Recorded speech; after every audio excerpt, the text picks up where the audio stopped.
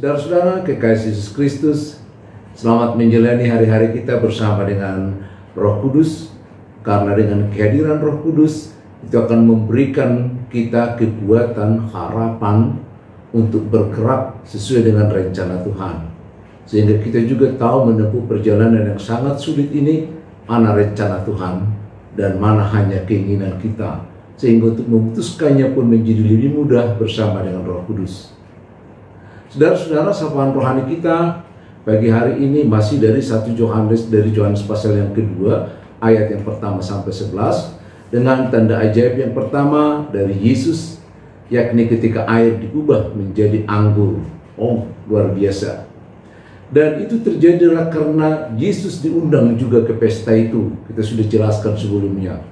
Dan karena ada Maria juga sebagai influencer menjelaskan sehingga orang bisa mengerti.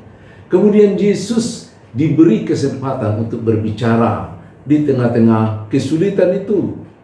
Saudara-saudara, Yesus diberi kesempatan berbicara.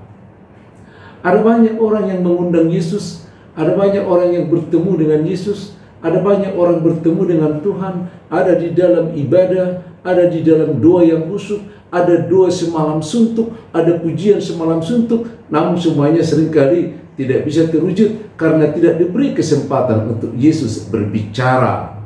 Justru kita yang berbicara banyak dan Yesus yang mendengar kita.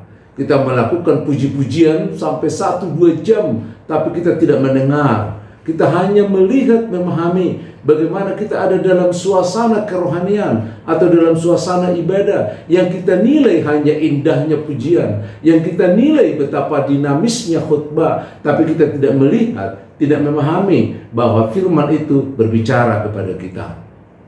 Saudara-saudara, memberi kesempatan kepada Yesus berbicara sebenarnya tidak begitu sulit.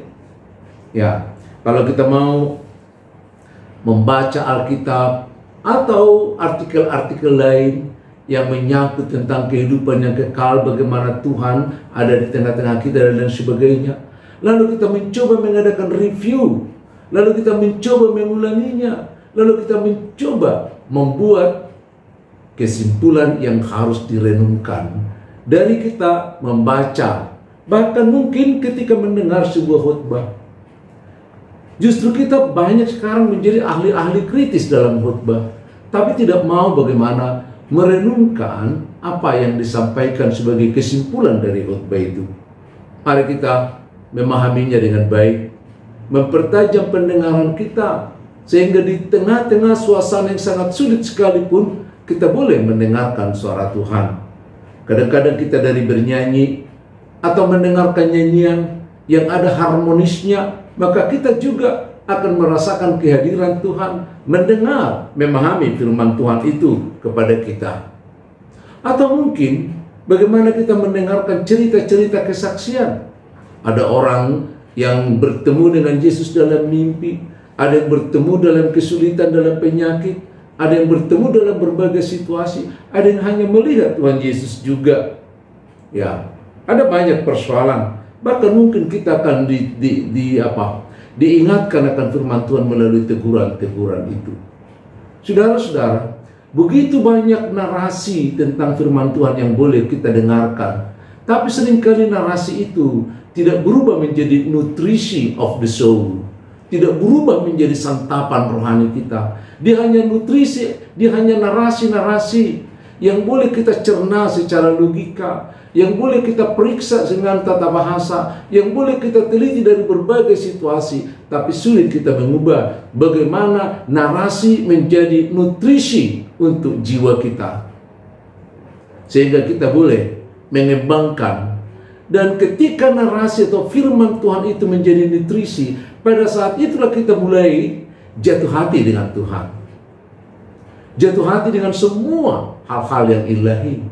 Ya kepada Tuhan, ya kepada pekerjaannya, kepada karyanya, kepada sesama anak Tuhan, ya dengan persekutuan dan lain sebagainya.